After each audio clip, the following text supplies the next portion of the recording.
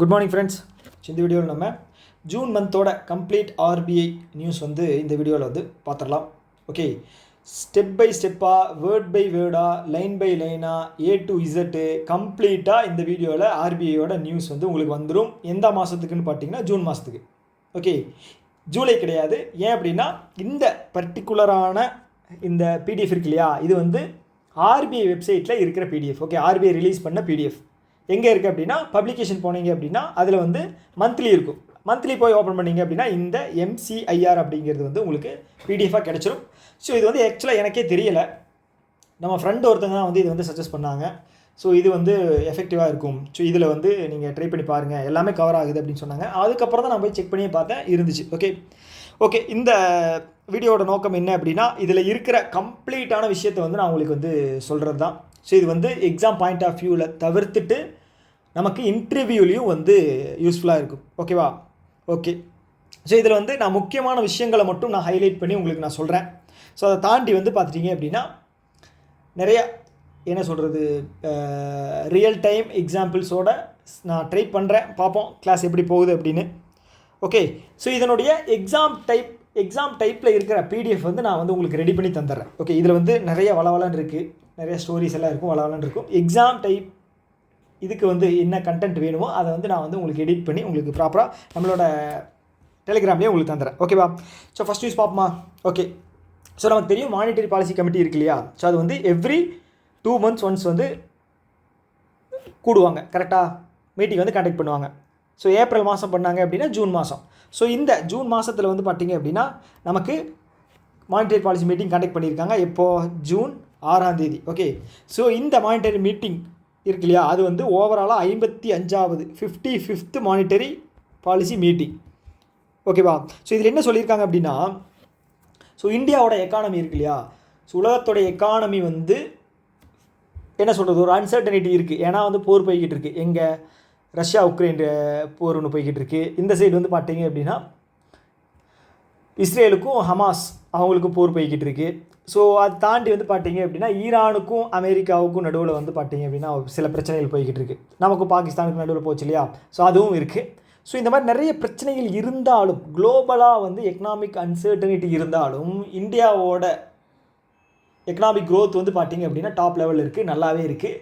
Even ஒரு வருஷத்துக்கு முன்னாடி இருந்த க்ரோத்தை விட கம்மியாக இருந்தாலும் இது வந்து நல்லாவே இருக்குது. ஓகே, ஸோ இப்போ ஆர்பிஐயோட ப்ரிடிக்ஷன் படி பார்த்தீங்க அப்படின்னா இந்தியாவோட க்ரோத் வந்து இந்த வருஷம் 6.5% இருக்கும். ஞாபகம் இருக்கா? சொல்லியிருக்காங்க இல்லையா? ஓகே, ஸோ இது வந்து பார்த்தீங்க அப்படின்னா குளோபலோட ஆவரேஜை கம்பேர் பண்ணும்போது எவ்வளவோ அதிகம். ஓகே, யூஎஸ்எல்லாம் வந்து பார்த்தீங்க அப்படின்னா 2 something தான் இருக்காங்க, நம்ம வந்து 6.5 இருக்கோம். போன வருஷம்லாம் வந்து பார்த்தீங்க அப்படின்னா 7+ இருந்தோம். இது 6.5 கம்மியானதுக்கு நிறைய ரீசன்ஸ் இருக்குது. எலெக்ஷன்ஸ் வந்துச்சு, அப்புறம் வந்து கண்டினியூஸ் ரெயின் வந்துச்சு இல்லையா, அதில் வந்து ஃப்ளட்டு வந்ததுனால சில பிரச்சனைகள் ஆச்சு. ஸோ பேங்க்லேருந்து வெளியில் போகிற பணம் அப்படிங்கிறது ரொம்ப கம்மியாக இருந்துச்சு. ஏன் அப்படின்னா வந்து ரெப்போ ரேட்டை வந்து சேஞ்ச் பண்ணவே இல்லை. ஓகே, கான்ட்ராக்ஷனரி அந்த இதுலேயே வச்சுருந்தாங்க. ஏன் அப்படின்னா வந்து இன்ஃப்ளேஷன் வந்து ஹை இன்ஃப்ளேஷன் இருந்துச்சு, அதை வந்து கம்மி பண்ணணும், 4க்கு கீழே கொண்டு வரணும் அப்படின்னு சொல்லி ரொம்ப ஸ்ட்ரிக்டாக மெஷர் வந்து இது பண்ணியிருந்தாங்க. அதனால் பணம் அப்படிங்கிறது வந்து பேங்க்லேருந்து வெளியில் போகாமையே இருந்துச்சு. ஓகே, ஒரு சைடு பேங்க்லேருந்து பணம் வெளியில் போகலை, இன்னொரு சைடு வந்து பார்த்தீங்க அப்படின்னா கவர்மெண்ட் சைட்லேருந்து பணம் வந்து வெளியில் போகலை. ஏன் வந்து கவர்மெண்ட் சைட்லேருந்து வெளியில் போகலை? ஏன்னா எலெக்ஷன் நடந்துச்சு இல்லையா போன வருஷம். எலெக்ஷன் நடக்கும்போது எந்த ஒரு புது ஸ்கீமும் வந்து ஒரு 3 மாதத்துக்கு முன்னாடி வந்து அனௌன்ஸ் பண்ணக்கூடாது. ஓகே, ஸோ அப்போ அந்த குவார்ட்டர் மட்டும் வந்து பார்த்தீங்க அப்படின்னா பணம் அப்படிங்கிறது பேக்ட்ராப் தான். ஸோ அதனால தான் வந்து கம்மியாக இருக்குது, தெரிஞ்சு வச்சுங்க. சப்போஸ் இன்டர்வியூவில் கேட்குறாங்க அப்படின்னு வச்சுக்கோங்களேன், உங்களுக்கு யூஸ்ஃபுல்லாக இருக்கும். ஓகே, அதுதான் சொல்லியிருக்காங்க.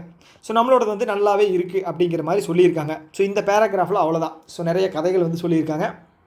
ஸோ அடுத்தது வந்து பார்த்திங்க அப்படின்னா இந்த ஜூன் மாதம் நடந்த மானிட்டரி பாலிசி மீட்டிங் இருக்கு இல்லையா, அதில் வந்து என்னென்ன மெஷர்ஸ் எடுத்திருக்காங்க அப்படின்னா, ரெப்போ வந்து ஒரு 50 பேசிஸ் பாயிண்ட்ஸ் வந்து கட் பண்ணியிருக்காங்க. 0.5% கட் பண்ணி 5.50 அப்படிங்கிற ஒரு பெர்சன்டேஜுக்கு வந்து கொண்டு வந்திருக்காங்க.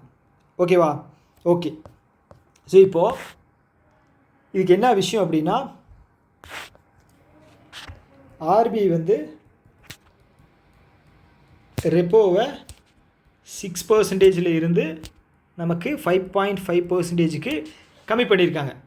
ஓகேவா? ஸோ இதனால் என்ன ஆகும் அப்படின்னா, பேங்க் இருக்கு இல்லையா, ஸோ பேங்க் வந்து ஆர்பிஐ கிட்டேருந்து வாங்குகிற கடனுடைய லோன் பெர்சன்டேஜ் இது வந்து கம்மியாகும்.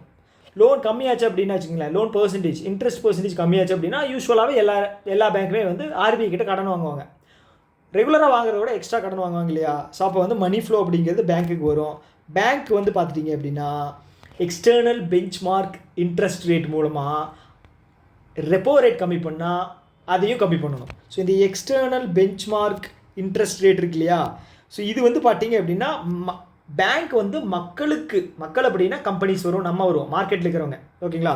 ஸோ மக்களுக்கு வந்து பார்த்துட்டிங்க அப்படின்னா கொடுக்குற இன்ட்ரெஸ்ட் பெர்சன்டேஜ், ஸோ இப்போ அதுவும் கம்மியாகும், ஓகேங்களா. ஸோ இப்படி கம்மியாச்சு அப்படின்னா மக்கள் வாங்குகிற லோனோட ரேஷியோ வந்து பார்த்திங்க அப்படின்னா அதிகமாகும். மக்கள் கையில் பணம் இருக்குது அப்படின்னா அவங்க நிறைய செலவு பண்ணுவாங்க, பொருள் வாங்குவாங்க. பொருள் வாங்குறாங்க அப்படின்னா பொருளை மறுபடியும் உற்பத்தி பண்ணணும். உற்பத்தி பண்ணுறது அப்படின்னா அதுதான் டிமாண்ட், ஓகேங்களா. டிமாண்ட் அப்படிங்கிறது அதுதான். பணம் நிறைய செலவு பண்ணி உற்பத்தி பண்ணி, ஸோ இந்த மாதிரி விஷயங்கள் நடக்கும்போது பொருளோட விலை வந்து ஆட்டோமேட்டிக்காக வந்து அதிகமாகும். புரிஞ்சா? ஸோ இப்போது இது மூலமாக என்னென்ன நடக்குது அப்படின்னு தெரிஞ்சுங்க. மணி ஃப்ளோ அப்படிங்கிறது இன்க்ரீஸ் ஆகுது, கரெக்டாக. மணி ஃப்ளோ இன்க்ரீஸ் ஆகுது அப்படின்னா டிமாண்ட் அப்படிங்கிறது இன்க்ரீஸ் ஆகுது. டிமாண்ட் இன்க்ரீஸ் ஆகுது அப்படின்னா இன்ஃப்ளேஷன் அப்படிங்கிறதும் இன்க்ரீஸ் ஆகுது. இன்ஃப்ளேஷன் இன்க்ரீஸ் ஆச்சு அப்படின்னா ஜிடிபி க்ரோத்தும் இன்க்ரீஸ் ஆகும், ஓகேங்களா. ஸோ இந்த அளவு வந்து பார்த்துட்டிங்க அப்படின்னா இந்த அளவில் வந்து மணி ஃப்ளோவும் சரி இன்ஃப்ளேஷனும் சரி இது எப்பவுமே வந்து ஓரளவுக்கு ப்ராப்பராக மெயின்டைன் ஆகணும். அதிகமாக போச்சு அப்படின்னு வச்சுக்கிங்களேன் ரொம்ப கஷ்டம். யாருக்கு அப்படின்னா நடுத்தர மக்களுக்கு தான், நம்மளை மாதிரி இருக்கிற மிடில் கிளாஸ் பர்சன்ஸுக்கு தான் வந்து இதோட எஃபெக்ட் அப்படிங்கிறது வந்து பயங்கரமாக இருக்கும். ஓகே, அதுக்கு வந்து இன்டைரக்ட் டேக்ஸும் ஒரு வித காரணம். ஓகே, அது இன்னொரு தனி டாபிக், அது வேணால் இன்னொரு இதில் பார்க்கலாம். ஓகே, அவ்வளோதான். ஸோ இப்போ இந்த ரெப்போ ரேட் இருக்கு இல்லையா, ஸோ இந்த ரெப்போ ரேட் கம்மி பண்ணால் கூடவே வந்து பார்த்தீங்க அப்படின்னா ஸ்டாண்டிங் டெபாசிட் ஃபெசிலிட்டி அப்படிங்கிற ஒரு ரேட் இருக்குது. ஸோ இந்த ரெப்போ ரேட்டோட 0.25% இது வந்து கம்மியாக இருக்கும். அடுத்தது வந்து பார்த்திங்கன்னா மார்ஜினல் ஸ்டாண்டிங் ஃபெசிலிட்டியும் பேங்க் ரேட். ஓகே, ஸோ இது ரெண்டுமே வந்து பார்த்திங்க அப்படின்னா 0.25% அதிகமாக இருக்கும். ஸோ இப்போ இருக்கிற மானிட்டரி பாலிசி கமிட்டி மீட்டிங்க்கு அப்புறம் எவ்வளோ ஆச்சு, 5.5 ஆயிருக்கா, 5.50. அப்போது ஸ்டாண்டிங் டெபாசிட் ஃபெசிலிட்டி எவ்வளோ இருக்கணும், 5.25. அதே மாதிரி வந்து மார்ஜினல் ஸ்டாண்டிங் ஃபெசிலிட்டியும் பேங்க் ரேட்டும் 5.75% இருக்கணும், கரெக்டாக. ஸோ இது வந்து மாற போகிறதில்ல, ஓகேவா. ஓகே, ஸோ இதிலிருந்து வந்து பார்த்திங்க அப்படின்னா உங்களுக்கு ஸ்டாண்டிங் டெபாசிட் ஃபெசிலிட்டி அப்படிங்கிறது என்னென்னு தெரிஞ்சுக்கணும். நான் வந்து இது வந்து முன்னாடியே நான் எடுத்திருந்தாலும் இப்போ வந்து சொல்கிறதுக்கு காரணம் என்ன அப்படின்னா புதுசாக பார்க்குறவங்களுக்கு தெரிஞ்சுக்கணும். ஓகே, ஸோ இப்போது ஆர்பிஐ மெஷர்ஸ் இருக்கு இல்லையா, ஸோ அதில் நமக்கு தெரியும் ரெப்போ இருக்குது, ரிவர்ஸ் ரெப்போ இருக்குது, ஓகேங்களா. அடுத்தது வந்து மார்ஜினல் ஸ்டாண்டிங் ஃபெசிலிட்டி, அதுக்கப்புறம் வந்து பேங்க் ரேட், அதுக்கப்புறம் வந்து பார்த்திங்க அப்படின்னா ஸ்டாண்டிங் டெபாசிட் ஃபெசிலிட்டி. ஓகே, இந்த ஆர்பிஐயோட ஆர்பிஐ கிட்ட கடன் வாங்குகிற ரேட் தான் வந்து பேங்க்குகளுக்கு ரெப்போ ரேட். ஓகே, பேங்க் வந்து ஆர்பிஐ கடன் வாங்குது இல்லையா, அதில் எவ்வளோ பெர்சன்டேஜ் ரேட் இருக்கோ அதுதான் ரெப்போ ரேட். அதோட ஆப்போசிட் வந்து பார்த்தீங்க அப்படின்னா ஆர்பிஐ வந்து பேங்க் கிட்ட கடன் வாங்கும். ஓகே, கடன் வாங்குது தாண்டி அவங்க வந்து டெபாசிட் அவங்க வந்து பேங்க் வந்து ஆர்பிஐ கிட்ட போட்டு வச்சுக்கலாம். ஓகே, அப்போ வந்து ஆர்பிஐ வந்து சம் பர்சன்டேஜ் அப்படிங்கிறது கொடுக்கணும் இல்லையா, இன்ட்ரெஸ்ட்டாக, அதுதான் வந்து ரிவர்ஸ் ரெப்போ. ஓகே, ஸோ இந்த ரெண்டுலேயுமே வந்து பார்த்தீங்க அப்படின்னா செக்யூரிட்டிஸ் அப்படிங்கிறது தேவைப்படும். இந்த மார்ஜினல் ஸ்டாண்டிங் ஃபெசிலிட்டி இருக்கு இல்லையா, ஸோ இது வந்து சேம் கான்செப்ட் தான். யார் மாதிரி, ரிவர்ஸ் ரெப்போ மாதிரி. சப்போஸ் வந்து ஆர்பிஐ கிட்ட செக்யூரிட்டிஸ் இல்லாத டைமில் அவங்க வந்து பார்த்துட்டிங்க அப்படின்னா எக்ஸ்ட்ரா அடிஷ்னலாக இன்ட்ரெஸ்ட் வந்து அதிகம் பண்ணி, நான் எங்கிட்ட செக்யூரிட்டிஸ் இல்லை, உங்ககிட்ட ஏதாவது பணம் இருக்குன்னா எனக்கு தாங்க, நான் உங்களுக்கு வந்து இன்ட்ரெஸ்ட் வந்து அதிகமாக தர்றேன் அப்படின்னு சொல்லி ஆர்பிஐ வந்து பேங்க் கிட்ட சொல்லுவாங்க. பேங்க் வந்து பார்த்தீங்க அப்படின்னா மணி வந்து ஆர்பிஐ கிட்ட டெபாசிட் பண்ணும். இன்ட்ரெஸ்ட் ரேட் வந்து பார்த்தீங்க அப்படின்னா யூஸ்வலாக அதிகமாக இருக்கும். ஓகே, அதுதான் வந்து இந்த ஸ்டாண்டிங் டெபாசிட் ஃபெசிலிட்டி. ஸோ இந்த ஸ்டாண்டிங் டெபாசிட் ஃபெசிலிட்டி வந்து 2022 கொண்டு வந்தாங்க. இதுவும் ஒரு லிக்விடிட்டி அட்ஜஸ்ட்மெண்ட் டூல். ஓகே, ஞாபகம் வச்சுக்கோங்க. ஓகே, மற்றதெல்லாம் உங்களுக்கு தெரியும் இல்லையா, marginal standing facility, bank rate, இதெல்லாம் உங்களுக்கு தெரியும். ஓகே, ஸோ இப்போதைக்கு இந்த ஸ்டாண்டிங் டெபாசிட் ஃபெசிலிட்டியோட ரேட் மட்டும் பார்த்துங்க, ரேட்டு இதுவும் பார்த்துங்க. ஸோ இது வந்து பார்த்தீங்க அப்படின்னா இந்த இதுலேயும் வந்து சேஞ்ச் பண்ணாமல் இருக்காங்க. அதாவது ஆகஸ்ட்டில் இன்றைக்கி வந்து மானிட்டரி பாலிசி, இன்றைக்கி என்ன டேட்டு, 6ஆம் தேதி, ஆகஸ்ட் 6, இன்றைக்கி வந்து monetary policy committee meeting rates வந்து ரிலீஸ் பண்ணியிருக்காங்க. அதில் வந்து சேஞ்சஸ் எதுவும் இல்லை, இதை மட்டும் பார்த்து வச்சுங்க. ஓகே, ஸோ இதை தாண்டி வந்து பார்த்தீங்க அப்படின்னா அடிஷ்னலாக வந்து மானிட்டரி பாலிசியில் வந்து ஸ்டாச்சுட்டரி லிக்விடிட்டி ரேஷியோ இருக்குது, கேஷ் ரிசர்வ் ரேஷியோ இருக்குது. ஓகே, ஸோ இதை நம்ம வந்து செப்பரேட்டாக பார்ப்போம். ஓகே, ஒவ்வொன்றா பார்ப்போம். ஸோ இந்த மீட்டிங்கில் இவ்வளோ தான் சொல்லியிருக்காங்க. ஸோ அடுத்தது வந்து பார்த்துட்டிங்க அப்படின்னா நான் சொன்னேன் இல்லையா, பேங்க் ரேட் வந்து 5.75 பேங்க் ரேட்டும் மார்ஜினல் ஸ்டாண்டிங் ஃபெசிலிட்டியும், ஸ்டாண்டிங் டெபாசிட் ஃபெசிலிட்டி வந்து 5.25%. ஓகே ஓகே, இது ஏன் வந்து இப்போ கம்மி பண்ணாங்க அப்படின்னா இன்ஃப்ளேஷன் இருக்கு இல்லையா, இன்ஃப்ளேஷன் வந்து ரொம்ப கம்மியாயிருச்சு. ஓகே, ரொம்ப கண்ட்ரோல்டாக வச்சுருந்து பணத்தை வந்து ரிலீஸ் பண்ணாமல் இருந்து அது வந்து பார்த்திங்க அப்படின்னா இன்ஃப்ளேஷன் நாளுக்கு கீழே போயிடுச்சு. நாளுக்கு கீழே போனதுனால ஜிடிபி க்ரோத்தும் வந்து பார்த்துட்டிங்க அப்படின்னா ரொம்ப கம்மியாயிடுச்சு. ஸோ அப்போ என்ன பண்ணணும் அப்படின்னா மக்கள்கிட்ட செலவு பண்ணுறதுக்கு பணத்தை தரணும் அப்படின்னா இன்ட்ரெஸ்ட் ரேட்ஸை கம்மி பண்ணணும். அதுதான் விஷயம், அதுதான் பண்ணியிருக்காங்க. இது முக்கியமான காரணம் என்ன அப்படின்னா சொல்லியிருக்காங்க இல்லையா, the decision was given by significant and broad based decline in inflation which has fallen below 4% target and is now predicted at 3.7% for the year. Okay, நாளுக்கு கீழே வந்துருச்சான். ஓகே, அதாவது என்ன அப்படின்னா ஆர்பிஐயோட ப்ரிடிக்டட் இன்ஃப்ளேஷன் ரேட் என்னென்னு பார்த்தீங்க அப்படின்னா, த்ரெஷோல்ட் ரேட் என்னென்னு பார்த்தீங்கன்னா 4 ± 2, அதாவது 2 to 6க்குள்ளே இருந்தால் இது ஒரு நல்ல இன்ஃப்ளேஷன். அதுக்கு மேலே போனாலும் பிரச்சனை, கீழே வந்தாலும் பிரச்சனை, அதுதான். ஸோ இப்போ வந்து நாளுக்கு கீழே வந்ததுனால இவங்க வந்து இப்போது ஓகே இன்ஃப்ளேஷன் வந்து ரொம்ப கண்ட்ரோல் ஆகிடுச்சு, இதுக்கப்புறம் கொஞ்சம் அதிகமானாலும் பிரச்சனை இல்லை அப்படின்னு சொல்லி தான் இதை வந்து கம்மி பண்ணியிருக்காங்க. அவ்வளோதான் விஷயம். ஓகே, ஸோ அடுத்த லைனில் என்ன சொல்லியிருக்காங்க அப்படின்னா இங்கே பார்த்துட்டீங்க அப்படின்னா ஆல்ரெடி வந்து பார்த்தீங்க அப்படின்னா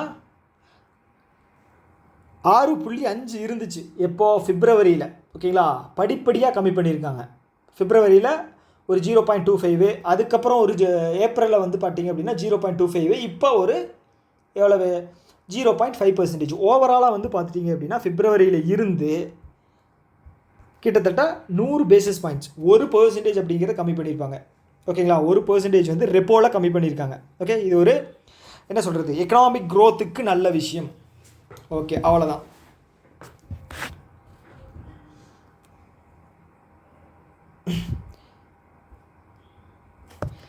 அடுத்து என்ன சொல்லியிருக்காங்க அப்படின்னா liquidity and financial market conditions. Okay, நான் சொன்னேன் இல்லையா மார்க்கெட்டில் வந்து பணத்தோட ஷார்ட்டேஜ் அப்படிங்கிறது அதிகமாகிருச்சு. ஓகே, ஸோ அதுக்காக வந்து பார்த்திங்க அப்படின்னா நிறைய ப்ராசஸ் பண்ணி பணத்தை வந்து ரிலீஸ் பண்ணுறதுக்காக முயற்சியில் வந்து ஆர்பிஐ வந்து பண்ணிகிட்டு இருந்தாங்க. ஸோ அதில் வந்து ஒவ்வொரு மெஷர்ஸ் என்ன அப்படின்னா ஓஎம்ஓ ஆப்ரேஷன் அப்படிங்கிறது வந்து பார்த்திங்க அப்படின்னா கவர்மெண்ட் செக்யூரிட்டிஸை வந்து சேல் பண்ணுறது மூலமாக வந்து சேல் பண்ணுறது இல்லை பை பண்ணுறது மூலமாக வந்து பணத்தை வந்து உள்ளேயும் வெளியும் வந்து ரிலீஸ் பண்ணாங்க. அது ரெண்டாவது வந்து பார்த்திங்க அப்படின்னா வேரியபிள் ரெப்போ ரேட். ஓகே, இதுவும் தான். ஸோ வேரியபிள் ரெப்போ ரேட் அப்படிங்கிறது வந்து ஆக்ஷன் மூலமாக, ஓகே ஆக்ஷன் மூலமாக வந்து பணத்தை வந்து இன்ஜெக்ட் பண்ணுவாங்க. தேர்டு வந்து பார்த்திங்க அப்படின்னா சிஆர்ஆர் கேஷ் ரிசர்வ் ரேஷியோ வந்து கம்மி பண்ணுவாங்க. டிசம்பரில் வந்து பார்த்திங்க அப்படின்னா 4.5% இருந்ததை ஃபஸ்ட்டு டைம் ரொம்ப நாளுக்கு அப்புறம் கம்மி பண்ணாங்க. எவ்வளோ பர்சன்டேஜ், 0.5% வந்து கம்மி பண்ணி 4%க்கு கொண்டு வந்தாங்க. கரெக்டாக ஞாபகம் இருக்கா? ஸோ இந்த 0.5% இருக்கு இல்லையா, இதோட இம்பேக்ட் என்ன தெரியுமா மார்க்கெட்டில்? அதாவது கேஷ் ரிசர்வ் ரேஷியோ அப்படிங்கிறது என்ன அப்படின்னா பேங்க் இருக்குது. ஓகே, சில டைம் வந்து உங்களுக்கு போர் அடிக்கிற மாதிரி தோணலாம். ஏன் அப்படின்னா வந்து எக்கனாமிக்ஸ் அப்படிங்கிறதே வந்து ஒரு வேகான சப்ஜெக்ட்டு. ரொம்ப என்ன சொல்கிறது, ஒரு இடியாப்பத்தை பிச்சு போட்டால் எப்படி இருக்கும் அது மாதிரி கொசன்னு இருக்கும். அதனால் கொஞ்சம் பொறுமையாக கேளுங்க, கண்டிப்பாக உங்களுக்கு யூஸ்ஃபுல்லாக இருக்கும். ஓகே, ஸோ இந்த கேஷ் ரிசர்வ் ரேஷியோ அப்படிங்கிறது பேங்க் இருக்கு இல்லையா, பேங்க்குக்கு வரக்கூடிய டோட்டல் லைபிலிட்டிஸ். ஓகேங்களா, என்னென்னது பேங்க்குக்கு வந்து வர்றது வந்து பார்த்திங்க அப்படின்னா டிமாண்ட் லைபிலிட்டி, அதுக்கு முன்னாடி நீங்கள் லையபிலிட்டி அப்படிங்கிறது என்னன்னு தெரிஞ்சுக்கணும். And assets. Bank point of வியூவில் இந்த 2 வார்த்தை தான். ஃபினான்ஷியல் இது இருக்கு இல்லையா, ஃபினான்ஷியல் அது பேலன்ஸ் ஷீட்டு, அதில் வந்து பார்த்தீங்க அப்படின்னா இது 2ஐயும் மென்ஷன் பண்ணுவாங்க, 2ஐயும் தான் மென்ஷன் பண்ணுவாங்க. ஸோ ஃபஸ்ட்டு வந்து லைபிலிட்டி அப்படிங்கிறது என்ன அப்படிங்கிறது தெரிஞ்சுக்கணும். ஓகே, ஒரு பேங்க் இருக்குது. ஸோ அந்த பேங்க் வந்து திருப்பி கொடுக்க வேண்டிய விஷயங்கள் எல்லாமே வந்து பணம் வந்து பார்த்தீங்க அப்படின்னா லைபிலிட்டி அப்படின்னு சொல்லுவோம். பேங்க்கிட்ட வச்சுக்காமல் திருப்பி கொடுக்க வேண்டிய மணியை வந்து நம்ம வந்து லைபிலிட்டி அப்படி சொல்லுவோம். அது எதில் வரும்? டெபாசிட்ஸ் இருக்கு இல்லையா, அது வந்து லைபிலிட்டி தான். ஏன்னா வந்து நான் வந்து பேங்க்கில் போய் ஒரு 10 லட்சம் டெபாசிட் பண்ணுறேன் அப்படின்னா அந்த 10 லட்சத்தை வந்து கண்டிப்பாக பேங்க் வந்து திருப்பி தந்தே ஆகணும். கரெக்டாக பேங்க்கு திருப்பி தந்தே ஆகணும். அப்போது அதோட சொத்து கிடையாது, அது திருப்பி தர வேண்டிய ஒரு விஷயம். ஸோ என்ன தான் அந்த 10 லட்சத்தில் வந்து நிறைய ப்ராஃபிட் எடுக்க முயற்சி பண்ணாலும் பேங்க்குக்கு வந்து அது வந்து லைபிலிட்டி தான், அது வந்து திரும்பி தந்தே தான் ஆகணும். நான் தான் அதுக்கு ஓனர். ஓகே, பேங்க்கிட்ட வந்து நான் கேட்டேன் அப்படின்னா தந்து தான் ஆகணும். ஓகே, அந்த இதில் வந்து உரிமை கொண்டாட முடியாது பேங்க்கால். அது அடுத்தது வந்து பார்த்துட்டீங்க அப்படின்னா பேங்க் கடன் வாங்கும் இல்லையா, பாரோ பண்ணும். ஓகே, இன்டர்நேஷ்னல் ஆர்கனைசேஷன் கிட்ட பாரோ பண்ணும், இல்லைன்னா பாண்டை இருக்கு இல்லையா அதில் வந்து சேல் பண்ணி பாரோ பண்ணும். ஸோ இது எல்லாமே வந்து பார்த்தீங்க அப்படின்னா திருப்பி தரணும். ஓகே, ஒரு டைம் பீரியடுக்கு அப்புறம், மெச்சூரிட்டி பீரியடுக்கு அப்புறம் அது திருப்பி தரணும். ஓகே, அதுவும் லைபிலிட்டி தான். அடுத்தது வந்து பார்த்தீங்க அப்படின்னா ஷேர் இருக்கு இல்லையா, இப்போ வந்து ஸ்டேட் பேங்க் ஆஃப் இந்தியாவில் 57% கவர்மெண்ட் ஆஃப் இந்தியா வச்சுருக்கு. மிச்சம் இருக்கிற ஷேர் இருக்கு இல்லையா, அதோட ப்ராஃபிட்டை வந்து திருப்பி தரணும். ஓகேங்களா, ஸோ அந்த லைபிலிட்டி அதுக்கு பேர் வந்து டிவைடெண்ட் அப்படின்னு சொல்லுவாங்க. ஓகே, ப்ராஃபிட்டை வந்து டிவைடெண்ட், ஷேர் ப்ராஃபிட்டை வந்து டிவைடெண்ட் அப்படின்னு சொல்லுவாங்க. ஸோ இது வந்து திருப்பி தரணும். ஓகேங்களா, லாபத்தை, அதுவும் வந்து லைபிலிட்டி. ஓகே, ஸோ இதில் இருந்து தான் வந்து கால்குலேட் பண்ணுவாங்க எதை, கேஷ் ரிசர்வ் ரேஷியோவும் ஸ்டாச்சுட்டரி லிக்விடிட்டி ரேஷியோ அப்படிங்கிறத. ஓகே, ஸோ நம்ம பார்த்தோம் இல்லையா, இப்போ டெபாசிட்டில் வந்து டிமாண்ட் டெபாசிட்டு, டைம் டெபாசிட். டிமாண்டில் வந்து பார்த்தீங்க அப்படின்னா உங்களுக்கு சேவிங்ஸ் வரும், சேவிங்ஸ் அக்கௌண்ட் இருக்குது. அதுக்கப்புறம் வந்து பார்த்தீங்க அப்படின்னா உங்களுக்கு கரண்ட் அக்கௌண்ட் இருக்குது. அடுத்தது டைமில் வந்து பார்த்தீங்க அப்படின்னா உங்களுக்கு ஃபிக்ஸ்டு டெபாசிட், அதுக்கப்புறம் ரெக்கரிங்னு என்ன, மாதம் சீட்டு போன மாதிரி பேங்க்கில் போய் போடுவோம் இல்லையா, இல்லைன்னா 6 மாதத்துக்கு ஒரு டைம், 3 மாதத்துக்கு ஒரு டைமு, அந்த மாதிரி போய் டெபாசிட் பண்ணுவோம் இல்லையா கம்பல்சரி, அதுதான் வந்து ரெக்கரிங் டெபாசிட். ஸோ இது வந்து பார்த்தீங்க அப்படின்னா காசா அப்படின்னு சொல்லுவாங்க, current account and savings account. ஓகேங்களா, ஓகே, அதாவது இது டிமாண்டு. டைம் அப்படிங்கிறது வந்து ஃபிக்ஸ்டு, இதுவும் ரெக்கரிங்கும். ஓகே, இது வந்து நமக்கு கன்ஃபார்ம் கிளியர் தானே. ஸோ இது என்ன சொல்லுவாங்க அப்படின்னா இந்த சிஆர்ஆர் இருக்கு இல்லையா, கேஷ் ரிசர்வ் ரேஷியோ. ஸோ இது என்ன அப்படின்னா பேங்க்கோட டோட்டல் லைபிலிட்டி இருக்கு இல்லையா, ஸோ அதில் டோட்டல் டெபாசிட்ஸில் வந்து சம் பர்சன்டேஜை வந்து ரிசர்வ் பேங்க் ஆஃப் இந்தியாவில் வந்து ரிசர்வாக வைக்கணும். ஓகே, ஸோ எவ்வளோ அப்படின்னா 4.5% நம்ம பார்த்தோம் இல்லையா ரிசர்வாக வைக்கணும். சப்போஸ் எக்ஸாம்பிளுக்கு நான் சொல்கிறேன், இப்போது ஸ்டேட் பேங்க் ஆஃப் இந்தியா இருக்குது. ஓகே, ஸோ இதனுடைய டோட்டல் காசா டெபாசிட்ஸ் வந்து பார்த்தீங்க அப்படின்னா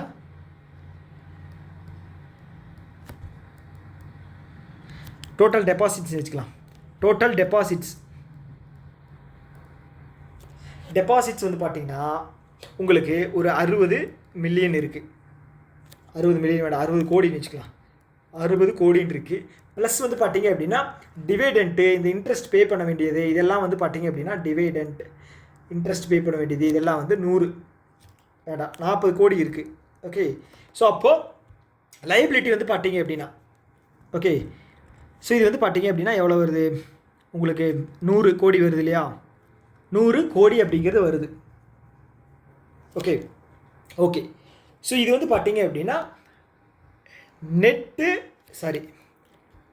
டிமாண்டு அண்டு டைமு லைபிலிட்டி. கரெக்டாக? ஸோ இது வந்து இதுக்கு முன்னாடி நெட் அப்படிங்கிற ஒரு வார்த்தை வரும், NDTL. Okay, net demand and time liabilities. Okay, இதோட ஃபுல் ஃபார்ம் ஹேண்ட் ரைட்டிங் கேவலமாக தான் இருக்கும், ஸ்பீடாக எழுதுறதுனால அட்ஜஸ்ட் பண்ணிக்கங்க. அப்போது இந்த நெட்டோட மீனிங் வந்து கழிக்கப்பட்ட அப்படின்னு ஒரு வார்த்தை இருக்குது. கழிக்கப்பட்ட அப்படிங்கிற ஒரு வார்த்தை இருக்குது. ஸோ இது என்ன அப்படின்னா, ஸோ இந்த டோட்டல் டெபாசிட்டில் மைனஸ் பண்ணணும். எதை? இந்த பேங்க் இருக்கு இல்லையா, இந்த பேங்க் அசர்ட்டை வேறு ஒரு இதில் வந்து போட்டு வச்சுருக்கும். வேறு ஒரு பேங்க்கில் போட்டு வச்சுருக்கலாம், வேறு இல்லைன்னா ஏதாவது ஒரு ஷேரில் போட்டு வச்சுருக்கலாம். ஓகே, எதுன்னு பார்த்தீங்க அப்படின்னா இதோட அசர்ட்டை கழிக்கணும். ஓகே, ஸோ அது வந்து பார்த்தீங்க அப்படின்னா இப்போ ஒரு 100 கோடி ரூபாய் வந்து பார்த்தீங்க அப்படின்னா வேறு ஒரு பேங்க்கில் போட்டு வச்சுருக்கு. ஸ்டேட் பேங்க் ஆஃப் இந்தியா வந்து ஆர்பிஐயிலே போட்டு வச்சுருக்குன்னு வைங்களேன். ஆர்பிஐ வேண்டாம், இப்போ வந்து கனரா பேங்க்கில் போட்டு வச்சுருக்கு அப்படின்னா இது வந்து இதுக்கு வருமானம் ஈட்டக்கூடியது. இது அசர்ட்டு. ஃபஸ்ட்டு அசர்ட் அப்படிங்கிறது என்னென்னு தெரிஞ்சுக்கணும். லைபிலிட்டி நம்மளுக்கு தெரிஞ்சிச்சு. அசர்ட் அப்படிங்கிறது என்ன அப்படின்னா பேங்க்குக்கு வருமானம் தரக்கூடிய எல்லாமே வந்து பார்த்திங்க அப்படின்னா அசர்ட்ஸ். அது அந்த வரிசையில் வந்து பார்த்திங்கன்னா லோன் இருக்கு இல்லையா, லோன் கொடுக்குது, அது வந்து பேங்க்குக்கு அசர்ட்டு. ஸோ பேங்க்கோட பிரான்ச் இருக்கு இல்லையா, ஏதாவது வாடகைக்கு விடுறாங்க அப்படிங்கும்போது பேங்க்குக்கு வந்து அசர்ட். ஓகே, வேறு என்ன இருக்குது பேங்க் சைடு அசர்ட்டு? வேறு ஏதாவது இருக்கா? பேங்க் வந்து பார்த்தீங்க அப்படின்னா உங்களுக்கு செக்யூரிட்டிஸில் இன்வெஸ்ட் பண்ணுவாங்க, ஷேர் இருக்கு இல்லையா அதில் இன்வெஸ்ட் பண்ணுவாங்க. இதெல்லாமே வந்து பேங்க்குக்கு வந்து அசர்ட். ஓகே, ஸோ இது வந்து பார்த்தீங்க அப்படின்னா பேங்க் வந்து மற்ற பேங்க் இதில் வந்து இன்வெஸ்ட் பண்ணியிருக்கு எவ்வளவோ, அண்டு ப்ளஸ் வந்து பார்த்தீங்க அப்படின்னா உங்களுக்கு ஷேர் எல்லாம் இது பண்ணியிருக்கு இல்லையா, வாங்கியிருக்கு இல்லையா, ஸோ அதை வந்து மைனஸ் பண்ணால் ஒரு வேல்யூ வரும் இல்லையா, அதுதான் வந்து net demand and time liability. Okay, so இதில் 4%. ஓகே, இப்போ நான் சொன்னேன் இல்லையா, இதில் வந்து ஒரு 20 அப்படின்னு வச்சுக்கோங்களேன், 20 கோடி இன்வெஸ்ட் பண்ணியிருக்கு. 100 கோடி வேண்டாம், 20 கோடி வச்சுக்கலாம். ஸோ அப்போது எனக்கு இது +40, 60 + 40 100, 100 - 20 80. ஸோ அப்போ 80 crore அப்படிங்கிறது net time, net demand time liability. இதில் 4.5% எவ்வளவு? 9 கோடி வந்து ரிசர்வாக ஆர்பிஐ கிட்ட வந்து வைக்கணும். ஓகே, கேஷ் ரிசர்வ் ரேஷியோவாக. அதை தாண்டி வந்து பார்த்திங்க அப்படின்னா ஒரு 18% வந்து பார்த்திங்கன்னா தன்னோட பேங்க் லாக்கரில் வச்சுருக்கணும்.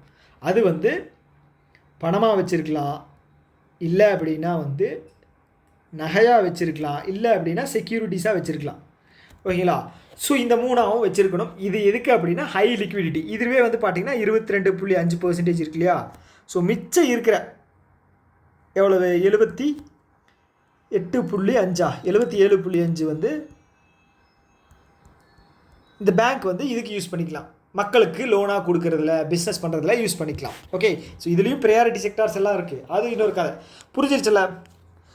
ஸோ இப்போ என்ன விஷயம் அப்படின்னா இந்த கேஷ் ரிசர்வ் ரேஷியோ இருக்கு இல்லையா, ஸோ இதில் வந்து 0.5% வந்து கம்மி பண்ணாங்க.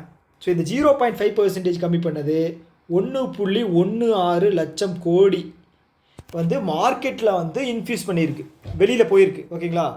ஸோ இப்போ ரிசர்வ் வந்து 4.5% வந்து வச்சுருந்ததை வேண்டாம், நீங்கள் வந்து 0.5% நீங்கள் எடுத்துக்கங்க, பேங்க் கிட்ட சொல்லிடும் ஆர்பிஐ, எடுத்துக்கங்க 4% மட்டும் வச்சா போதும் அப்படின்னு சொல்லும். இந்த 0.5% வந்து பார்த்தீங்க அப்படின்னா 1.16 லட்சம் கோடி எல்லா பேங்க்கோட சேர்த்துனா. ஓகேங்களா? ஷெட்யூல்டு கமர்ஷியல் பேங்க் எல்லாத்தையும் சேர்த்துனா 1.16 லட்சம் கோடி இதை வந்து வெளியில் ரிலீஸ் பண்ணுவாங்க. ஓகே, அவ்வளோதான் விஷயம். அடுத்தது வந்து பார்த்தீங்க அப்படின்னா வேறு என்ன ஆப்ரேஷன் பண்ணாங்க? 4 கேஷ் ரிசர்வ் ரேஷியோ, அதுக்கப்புறம் வந்து ரெப்போவை கம்மி பண்ணாங்க. கரெக்டாக? ஸோ இந்த ஆப்ரேஷன் மூலமாக வந்து பார்த்தீங்க அப்படின்னா பணத்தை வந்து வெளியில் விட்டாங்க. ஸோ அந்த பணத்தோட வேல்யூ வந்து பார்த்தீங்க அப்படின்னா கிட்டத்தட்ட 9.5 லட்சம் கோடி. எப்போ இருந்து? இங்கே கொடுத்துருப்பாங்கள்ல, டிசம்பர் மாதத்தில் இருந்து வந்து பார்த்தீங்க அப்படின்னா இங்கே கொடுத்துருப்பாங்க. டிசம்பர் மாதத்தோட பாதியில் இருந்து மார்ச்சோட எண்டு இருக்கு இல்லையா, அது வரைக்கும் வந்து பார்த்துட்டிங்க அப்படின்னா அவங்களுக்கு அதாவது பேங்க் சைடில் இருந்து வெளியில் போன அமௌண்ட் வந்து பார்த்தீங்க அப்படின்னா 9.5 லட்சம் கோடி. ஓகேங்களா? ஓகே, ஸோ அடுத்து என்ன சொல்லியிருக்காங்க அப்படின்னா ஓகே, ஸோ இது வந்து பார்த்தீங்க அப்படின்னா high average daily statutory liquidity ratio standing deposit facility balance of 2.0 lakh crore டியூரிங் April to May. நான் சொன்னேன் இல்லையா, ஸ்டாண்டிங் டெபாசிட் ஃபெசிலிட்டியோட அந்த மெயின்டெனன்ஸ் வந்து பார்த்தீங்க அப்படின்னா ஆவரேஜாக வந்து 2 லட்சம் கோடி வந்து ஏப்ரல் டு மே அந்த ரேஞ்சில் வந்து மெயின்டைன் பண்ணிகிட்டே இருந்திருக்காங்க. இது ஒரு நல்ல விஷயம். ஓகே, அடுத்தது consequently the weighted average call rate has remained at lower end of the liquidity and financial market liquidity and financial corridor, indicating improved liquidity and supporting the transmission of repo cuts to short term rates. Okay, இது அப்படியே என்ன அப்படிங்கிறத நான் படித்தேன். இப்போ நான் அதை வந்து எக்ஸ்பிளைன் பண்ணுறேன். ஓகே, இந்த ஏசி அப்படின்னு இருக்கு இல்லையா, இதோட அப்ரிவேஷன் ரொம்ப ரொம்ப முக்கியம். Weighted average call rate.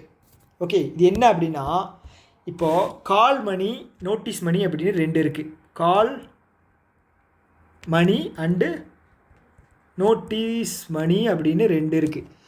இந்த மார்ஜினல் ஸ்டாண்டிங் ஃபெசிலிட்டி இருக்கு இல்லையா, இது வந்து ஓவர் நைட்டில் ரிசர்வ் பேங்க் ஆஃப் இந்தியா கிட்டேருந்து பேங்க் வந்து வாங்கக்கூடிய ரேட். கரெக்டாக? இந்த கால் மணி அப்படிங்கிறது இன்டர் பேங்க் இருக்கு இல்லையா, ஒரு பேங்க்கு இன்னொரு பேங்க் கிட்ட இருந்து வாங்கும். ஓகேங்களா, அர்ஜென்ட்டாக எனக்கு தேவைப்படுது, நீங்கள் பணம் கொடுக்குறீங்களா, யார் ஐஓபி வந்து ஸ்டேட் பேங்க் ஆஃப் இந்தியா கிட்ட கேட்பாங்க. ஓகே நீ வந்து எனக்கு கால் பண்ணு, நான் உனக்கு வந்து பணத்தை வந்து தர்றேன் அப்படின்னு சொல்லுவாங்க. அதுதான் கால் மணி, கேட்குறது தாங்க கால் மணி. ஓகே, இது வந்து பார்த்தீங்க அப்படின்னா 24 hours. ஸோ இந்த பணத்தை வந்து ரிட்டர்ன் பண்ணிடுவாங்க.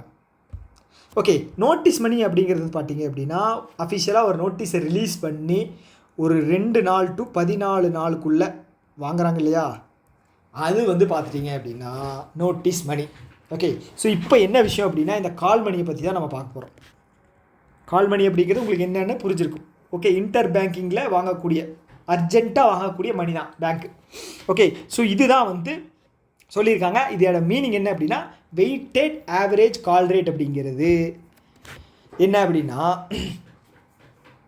ஓவராலாக ஓகே எல்லா பேங்க் இருக்கு இல்லையா, வாங்கியிருப்பாங்க இல்லையா, கால் பண்ணி வாங்கின அந்த ஓவரால் பர்சன்டேஜ் இருக்கு இல்லையா, இன்ட்ரெஸ்ட் ரேட் இருக்கு இல்லையா, அதை ஆவரேஜ் பண்ணால் ரொம்ப லோவாக இருக்குது. ஓகே, இது வந்து ரொம்ப ரொம்ப நல்ல விஷயம் அப்படிங்கிற மாதிரி சொல்லியிருக்காங்க. ஓகே, இன்டர் பேங்கிங் வந்து நல்லா வந்து ஒர்க் ஆகிக்கிட்டு இருக்கு அப்படிங்கிற மாதிரி சொல்லியிருக்காங்க.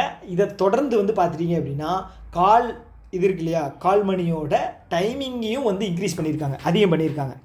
ஓகே, ஒரு 2 மணி நேரம் இதை வந்து இன்க்ரீஸும் பண்ணியிருக்காங்க. அது வந்து நம்ம பின்னாடி இதில் வந்து பார்ப்போம். ஓகே, நான் சொன்ன மாதிரி அப்ரிவேஷன் அப்படிங்கிறது ரொம்ப முக்கியம், அதோட ஃபுல் ஃபார்ம் அப்படிங்கிறத பார்த்துக்குங்க. ஓகே, அடுத்து என்ன சொல்லியிருக்காங்க அப்படின்னா however credit market transmission remains limited. Okay, as it typically lags. Okay, இது தேவையில்லாது. To further augment durable liquidity, Reserve Bank has decided to reduce cash reserve ratio. நான் சொன்னேன் இல்லையா, ஸோ இதெல்லாம் பண்ணியுமே வந்து கால் மணி பண்ணியுமே வந்து இவங்களுக்கு வந்து அந்த மார்க்கெட்டில் இருந்த அந்த பற்றாக்குறையை வந்து ஆஃப்செட் பண்ண முடியல. ஓகே, அதனால் என்ன பண்ணியிருக்காங்க அப்படின்னா கேஷ் ரிசர்வ் ரேஷியோ வந்து இப்போ ஓகேங்களா, இப்போ வந்து அதை வந்து இது பண்ணியிருக்காங்க, மறுபடியும் கம்மி பண்ணியிருக்காங்க. எவ்வளவுக்கு? 3% கம்மி பண்ணியிருக்காங்க. ஓகே, 1% கம்மி பண்ணி 3%க்கு வச்சுருக்காங்க. 3% கம்மி பண்ணல, 4% இருந்ததை 100 basis point, அதாவது 1% கம்மி பண்ணி 3% வச்சுருக்காங்க. இதில் total net demand and time லைபிலிட்டியில். ஓகேங்களா, ஸோ இது வந்து இப்போ அப்ளிகபிள் கிடையாது. எப்போ இருந்து ஸ்டார்ட் ஆகும் அப்படின்னா 4 ட்ரான்ச்சியாக வந்து இதை வந்து கட் பண்ண போகிறாங்க. 25 பேசிஸ் பாயிண்ட்டாக வந்து 100 பேசிஸ் பாயிண்ட். ஓகே, 4 முறை வந்து கட் பண்ண போகிறாங்க. Starting from September 6, October 4, November 1 to November 29. Okay, நீங்கள் November 29 பார்க்கும்போது ஆர்பிஐயோட கேஷ் ரிசர்வ் ரேஷியோ வந்து 3% இருக்கும். ஓகே, அதுதான் விஷயம். ஓகே, ஸோ இப்படி கட் பண்ணுற இந்த 1% இருக்கு இல்லையா, 100 பேசிஸ் பாயிண்ட்ஸு. ஸோ இது வந்து பார்த்தீங்க அப்படின்னா மார்க்கெட்டில் உங்களுக்கு 2.5 லட்சம் கோடி வந்து பணம் வந்து ரிலீஸ் ஆக போகுது. ஓகேங்களா, இது வந்து ரொம்ப ரொம்ப முக்கியமானது. பார்த்து வச்சுங்க, இந்த அமௌண்ட் எல்லாம் வந்து ரொம்ப ரொம்ப முக்கியம். இந்த 1% கம்மி பண்ணுறதுனால 2.5%. நம்ம டிசம்பர் மாதம் பார்த்தோம் இல்லையா, 0.5% கம்மி பண்ணது 1.16% அதிகமாக இருக்குது, பணம் வந்து வெளியில் போயிருக்கு. ஓகே, ஸோ அவ்வளோதான். அடுத்தது வந்து ஃபினான்ஷியல் ஸ்டெபிலிட்டி. ஓகே, போயிடுவோமா? Financial stability. இந்த ஒரு பேரா மட்டும் தான் கொஞ்சம் லென்த்தியாக இருக்கும், கொஞ்சம் அட்ஜஸ்ட் பண்ணிக்கங்க. இது வந்து எக்ஸாம் பாயிண்ட் ஆஃப் வியூவில் ரொம்ப ரொம்ப முக்கியமானது. ஓகேங்களா? சப்போஸ் நான் எக்ஸ்பிளைன் பண்ணது உங்களுக்கு ஏதாவது புரியலை அப்படின்னு நீங்கள் தோணுச்சு அப்படின்னா அவங்க கீழே வந்து கமெண்ட் பாக்ஸில் சொல்லுங்கள். நான் வந்து கிளியரான ஒரு எக்ஸ்ப்ளனேஷன் அப்படிங்கிறது உங்களுக்கு நெக்ஸ்ட் கிளாஸ்லேயோ இல்லை வந்து கமெண்ட்டாக வந்து கொடுக்க முடிஞ்சால் நான் கொடுத்துட்றேன். ஓகேவா? ஓகே, நானும் வந்து அவ்வளோ எக்ஸ்பர்ட் கிடையாது டீச்சிங்கில். நான் ஏதோ ட்ரை பண்ணுறேன். 100% மண்டையில் இருக்கிறது வந்து பார்த்தீங்க அப்படின்னா 85% தான் வருது. ப்ளஸ் என்னோட அந்த ஸ்பீச் இருக்கு இல்லையா, அதாவது பேசுகிற அந்த திறமைன்னு ஒன்று இருக்கு இல்லையா, அதில் வந்து கிட்டத்தட்ட ஒரு 10% கம்மியும் ஆயிடுது. ஓகேங்களா? கரெக்டாக எக்ஸ்பிளைன் பண்ண முடியாமல் போயிடும், மிஸ் அண்டர்ஸ்டாண்டிங் ஆகும் வார்த்தைகளில். ஸோ இது எல்லாமே பார்த்துட்டிங்க அப்படின்னா ஒரு 70 to 80% வந்து கம்ப்ளீட் ஆயிரும். இருந்தாலுமே வந்து பார்த்தீங்க அப்படின்னா வர கிளாஸஸில் வந்து நான் வந்து விடுறதெல்லாம் வந்து கவர் பண்ணிடுவேன். ஓகே. ஸோ அடுத்து என்ன சொல்லியிருக்காங்க அப்படின்னா, இந்த ஃபினான்ஷியல் ஸ்டெபிலிட்டி, இந்தியாவோட ஃபினான்ஷியல் ஸ்டெபிலிட்டி வந்து எப்படி இருக்குது அப்படின்னு சொல்லியிருக்காங்க. ஓகே, ஸோ இது வந்து பார்த்தீங்க அப்படின்னா இந்த ஷெட்யூல்டு கமர்ஷியல் பேங்க் இருக்கு இல்லையா, அதனுடைய ஃபினான்ஷியல் ஸ்டெபிலிட்டி வந்து ரொம்ப நல்லாவே இருக்குது. ஓகே, அசட் குவாலிட்டி, லிக்விடிட்டி இதெல்லாமே வந்து நல்ல பயங்கரமாகவே இருக்குது. ஆஸ் ஆஃப் டிசம்பர் 2024 படி கிரெடிட் டெபாசிட் ரேஷியோ இருக்கு இல்லையா, அதோட வேல்யூ வந்து பார்த்தீங்க அப்படின்னா 81.84. ஓகே, கிரெடிட் என்னது இங்கே இருக்குது, கிரெடிட் டெபாசிட் ரேஷியோ அப்படிங்கிறது maintained stability year on year அப்படின்னு சொல்லியிருக்காங்க. ஸோ அப்போ நம்ம வந்து ஃபஸ்ட்டு இந்த கிரெடிட் டெபாசிட் ரேஷியோ அப்படிங்கிறது என்னென்னு தெரிஞ்சுக்கணும். ஒன்றுமே கிடையாது, இது வந்து வெரி சிம்பிள். பேங்க்குக்கு வர்ற கிரெடிட் அப்படிங்கிறது வந்து கிரெடிட் அப்படிங்கிறது வந்து பேங்க் சைடு வந்து பார்த்தீங்க அப்படின்னா லோன். ஓகேங்களா? டெபாசிட் அப்படிங்கிறது வந்து உள்ளே வர்ற பணம், அது லோனாக இருக்கலாம், டெபாசிட்ஸாக இருக்கலாம். ஸோ இது எல்லாம். ஸோ இப்போது இந்த டெபாசிட்டை கம்பேர் பண்ணும்போது வெளியில் போன லோன் இப்போ 100 ரூபா வந்து எனக்கு வந்து டெபாசிட்டாக வருது அப்படின்னா அதில் எவ்வளவு 81.84 ரூபா வந்து வெளியில் போகுது. எதுவா? லோனாக வந்து வெளியில் போகுது. Okay, deposit. ஸோ இது இன்டூ பண்ணிங்க அப்படின்னா உங்களுக்கு வந்து 81.84% அப்படிங்கிறது வரும். கரெக்டு. ஓகே, அதை தான் சொல்லியிருக்காங்க இங்கே, கிரெடிட் டெபாசிட் ரேஷியோ. ஓகே, அவ்வளோதான். அடுத்தது என்பிஎஃப்சி இருக்கு இல்லையா, non banking financial companies also reflect strong fundamentals supported by healthy capital position and improved gross non performing asset. Okay, கடன் வந்து திரும்பி வராமல் இருக்கிறது வந்து ரொம்ப கம்மியாக இருக்குது எங்கள் என்பிஎஃப்சியில். அதே மாதிரி வந்து இதோடைய கேபிட்டல் அப்படிங்கிறது உங்களுக்கு தெரியும் இல்லையா, தான்கிட்ட இருக்கிற கேபிட்டல். ஸோ அது வந்து பார்த்திங்க அப்படின்னா ப்ராப்பராக மெயின்டைன் ஆகிக்கிட்டு இருக்குது.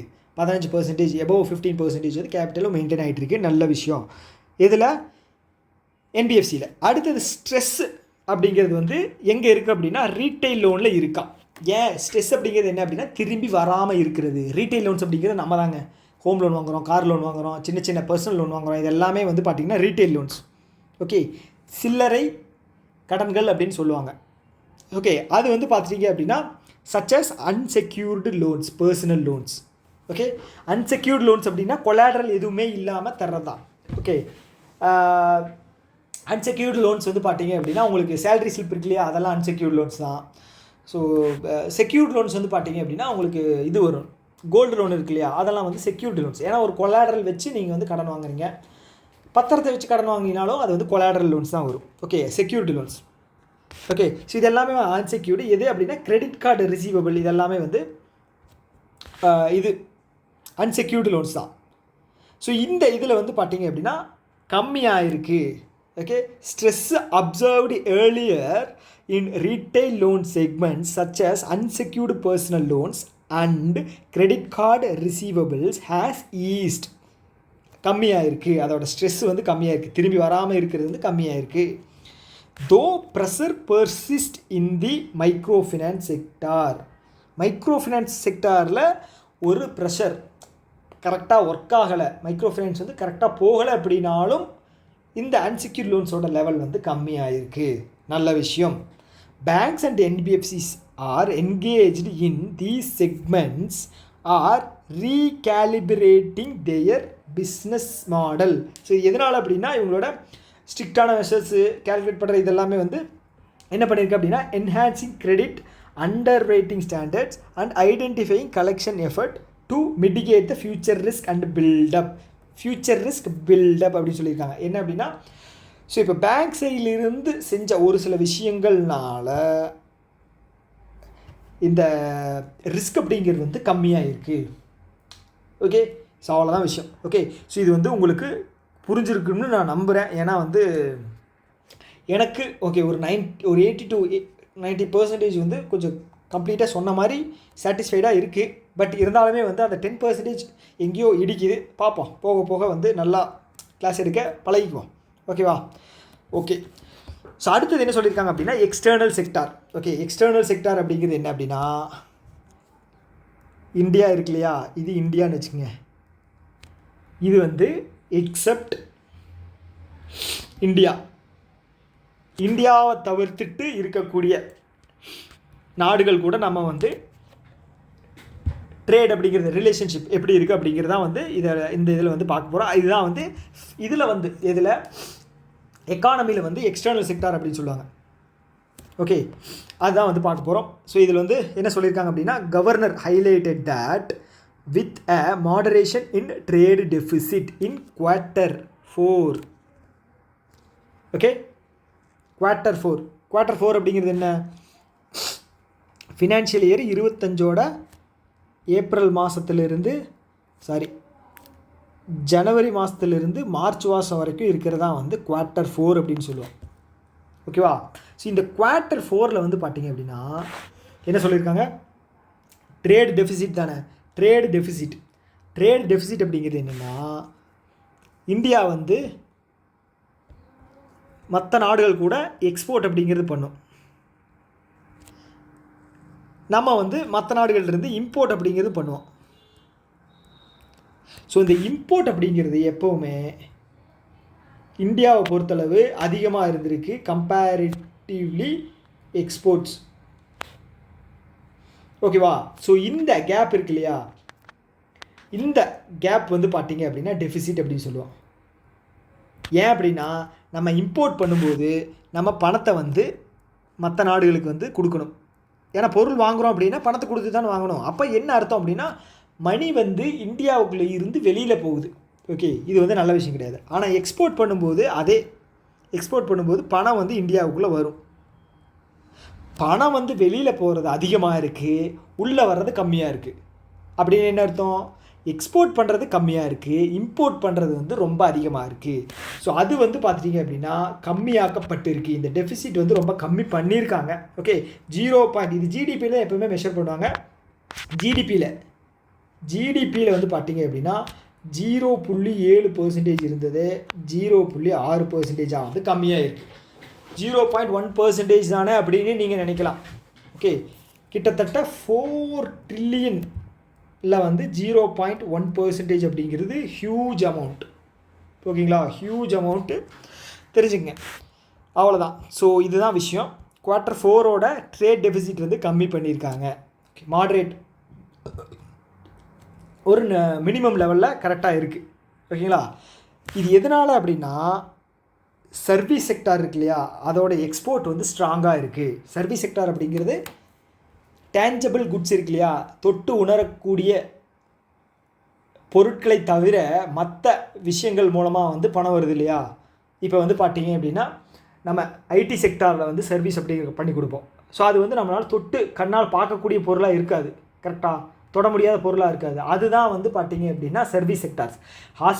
ஹாஸ்பிட்டாலிட்டி வரும், டூரிசமும் வரும், இதெல்லாமே வந்து சர்வீஸ் செக்டாரில் வரும். ஸோ அப்படி வந்து சர்வீஸ் செக்டார் வந்து ஸ்ட்ராங்காக இருக்கிறது. ப்ளஸ் வந்து ரெமிடென்சஸ் இருக்கு இல்லையா, ரெமிடென்சஸ் அப்படிங்கிறது வெளிநாட்டிலேருந்து உள்நாட்டில் வந்து பணம் வந்து அனுப்புவாங்க. வேலை செஞ்சுக்கிட்டு இருக்கிறவங்க, கம்பெனி வச்சு ரன் பண்ணுறவங்க. ஸோ அது வந்து இந்தியாவுக்குள்ளே பணத்தை அனுப்புகிறாங்க இல்லையா, அது வந்து ரெமிடென்சஸ். அதோட இன்ஃப்ளோ நம்ம நாட்டிலேருந்து வெளியில் போச்சு அப்படின்னா அவுட்ஃப்ளோ, வேறு நாட்டிலேருந்து உள்ளே வருது அப்படின்னா இன்ஃப்ளோ. ஸோ இந்த ரெண்டுமே ஸ்ட்ராங்காக இருக்கிறனால தான் வந்து ட்ரேட் டெஃபிசிட் அப்படிங்கிறது கம்மி பண்ணப்பட்டிருக்கிறது அப்படின்னு சொல்லியிருக்காங்க. ஸோ அதே மாதிரி வந்து கரண்ட் அக்கௌண்ட் டெஃபிசிட் இருக்கு இல்லையா, அது வந்து பார்த்திங்க அப்படின்னா ரிமைன் லோ அப்படிங்கிறது சொல்லியிருக்காங்க. கரண்ட் அக்கௌண்ட் டெஃபிசிட் அப்படிங்கிறது அதுதான். என்னது, இப்போது பொருள் வாங்கிறதுக்காக நம்ம பணத்தை வந்து கொடுத்தாகணும் இல்லையா. அதே மாதிரி பணம் வந்து நமக்கு பொருள் வந்து நம்ம விற்றோம் அப்படின்னா பணம் அப்படிங்கிறது வரும். ஓகே, ஸோ இதுக்கு வந்து ஒரு அக்கௌண்ட் அப்படிங்கிறது இருக்குது எக்ஸ்டர்னலாக. அந்த அக்கௌண்ட் பேர் தான் வந்து கரண்ட் அக்கௌண்ட். எக்ஸ்டர்னல் செக்டாரில் கரண்ட் அக்கௌண்ட், ஓகேங்களா, வெளியுறவுத்துறையில். ஸோ இந்த கரண்ட் அக்கௌண்ட்டோட டெஃபிசிட் வந்து கம்மியாக்கப்பட்டிருக்கு. இது ஒரு நல்ல விஷயம், ஓகேங்களா. ஓகே, அடுத்தது வந்து என்ன சொல்லியிருக்காங்க அப்படின்னா,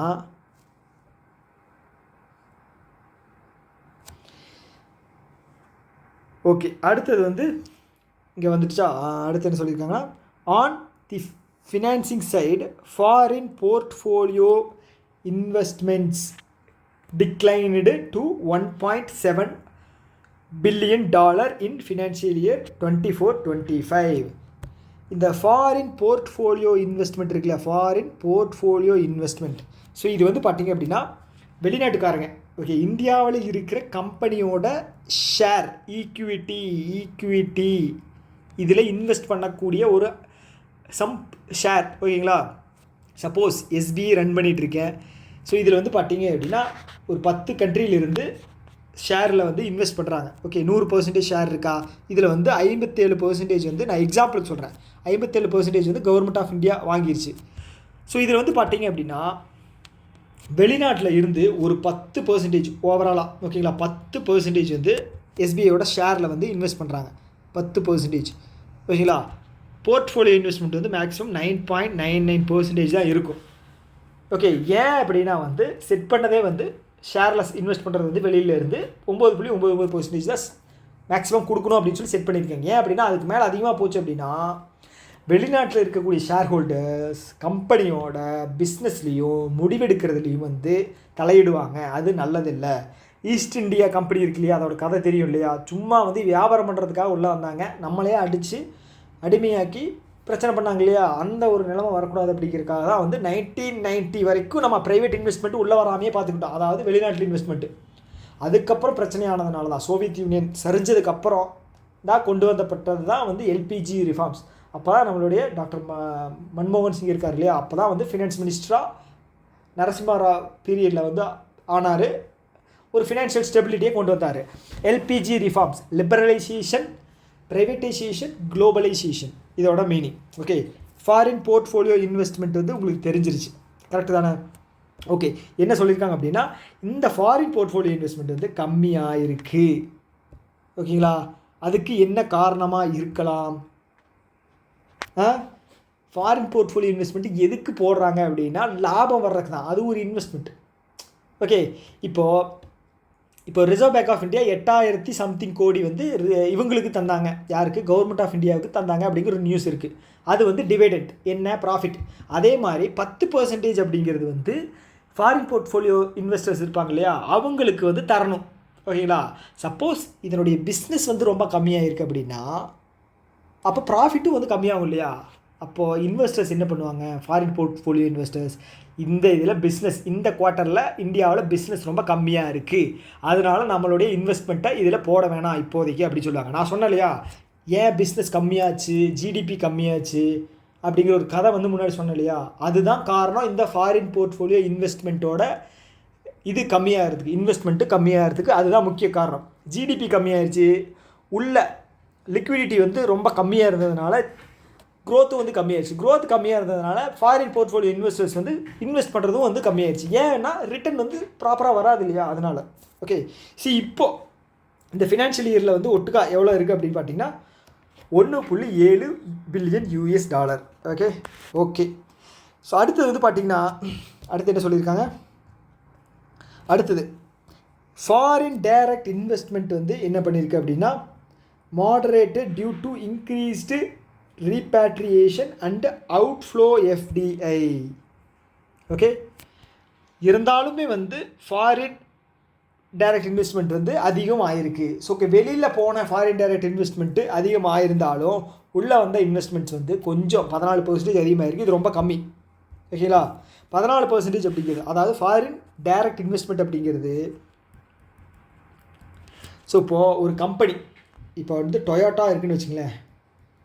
டொயோட்டா கம்பெனி வந்து இந்தியாவுக்குள்ளே அவனுக்கு வந்து physical branch. Foreign portfolio investment வந்து பார்த்திங்கன்னா வெறும் ஷேரில் மட்டும் தான் இன்வெஸ்ட் பண்ணுவாங்க. ஃபாரின் டைரக்ட் இன்வெஸ்ட்மெண்ட் அப்படிங்கிறது டொயோட்டோ வந்து இந்தியாவுக்குள்ளே தமிழ்நாடு அப்படிங்கிற ஒரு இடத்துல வந்து ஒரு இடத்த வாங்கி அவங்களோட இதில் இல்லை கவர்மெண்ட்டுக்கு லீஸுக்கு எடுத்து பில்டிங் எல்லாம் கன்ஸ்ட்ரக்ட் பண்ணி அங்கே இருக்கிற மக்களை வேலைக்கு எடுத்து ஒரு பொருளை தயாரிக்கிறாங்க இல்லையா, இதுக்கு பண்ணுற இன்வெஸ்ட்மெண்ட் எல்லாமே வந்து FDI, foreign direct investment. Okay, இது ஒவ்வொரு செக்டாருக்குமே வந்து ஒவ்வொரு பர்சன்டேஜ் வந்து மாறும். ஓகேங்களா, ஒவ்வொரு பர்சன்டேஜ் மாறும். ஓகே, இப்போ ஸ்பேஸுக்கு வந்து பார்த்தீங்க அப்படின்னா 100% நினைக்கிறேன். இன்சூரன்ஸ் செக்டாருக்கு 100%, டிஃபென்ஸில் வந்து 49 நினைக்கிறேன்.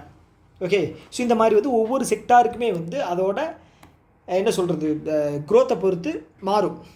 ஓகேங்களா, ஸோ அதுதான் வந்து foreign direct investment. So foreign direct investment வந்து 14% வந்து அதிகமாகிருக்கு அப்படின்னு சொல்லியிருக்காங்க. ஓகே ஓகே அடுத்தது என்ன, எக்ஸ்டர்னல் கமர்ஷியல் பாரோவிங் அண்டு நான் resident deposits record high net inflow.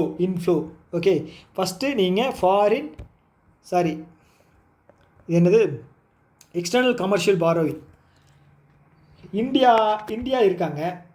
இந்தியாவில் இருக்கக்கூடிய பேங்க்ஸ்னால் வந்து ஒரு சில லோன் வந்து தர முடியல அப்படின்னு வச்சுக்கோங்களேன். ஓகே, இப்போ ஒரு எம்எஸ்எம்இ வந்து நான் ஆரம்பிக்கிறேன். எனக்கு வந்து வெஞ்சர் கேபிட்டல் மூலமாகவோ இல்லை வந்து வேறு ஏதாவது பேங்க் வெளியில் இருக்கிற பேங்க் மூலமாகவோ வந்து நான் லோன் வாங்குகிறேன். எனக்கு இந்தியாவில் வந்து லோன் தரக்கூடிய கேப்பபிலிட்டி இல்லை, எனக்கு வந்து அந்த அளவுக்கு நான் இது இல்லை, கெப்பாசிட்டி இல்லை. அப்போ நான் வந்து வெளியில் போய் நான் வாங்குறதுக்கு ட்ரை பண்ணுவேன். ஓகே, பெரிய பெரிய ஆர்கனைசேஷன்ஸ் இருக்குது, இல்லை வெஞ்சர் கேபிட்டல்ஸ் இருக்குது, அது மூலமாக நான் வாங்குகிறேன். ஸோ அப்போது இந்தியாவுக்கு அவுட்டரில் இருந்து ஒரு லோன் கடன் வருது இல்லையா இந்தியாவுக்குள்ளே, அதுதான் எக்ஸ்டர்னல் கமர்ஷியல் பாரோவிங். அது அதிகமாக இருக்குது அப்படின்னு சொல்கிறாங்க. அது நல்லதே இல்லை. எக்ஸ்டர்னல் கமர்ஷியல் பாரோவிங் வந்து அதிகமாச்சு அப்படின்னா நல்லதில்லை. ஏன் அப்படின்னா நம்ம இந்தியாவுக்குள்ளே ஒருத்தங்கிட்ட கடனை வாங்கி அவனுக்கு வந்து பார்த்தீங்க அப்படின்னா இன்ட்ரெஸ்ட் கொடுத்தோம் அப்படின்னா அது உள்ளேயே சுற்றிக்கிட்டு இருக்கும், நமக்கு இந்தியாவுக்கு தான் லாபம். ஸோ இது வந்து பார்த்தீங்க அப்படின்னா வெளியில் இருக்கிற ஒரு ஆள் சம்பாதிக்கிறான், அது வந்து நல்லதில்லை. ஓகேங்களா, அதுதான் வந்து எக்ஸ்டர்னல் கமர்ஷியல் பாரோவிங்.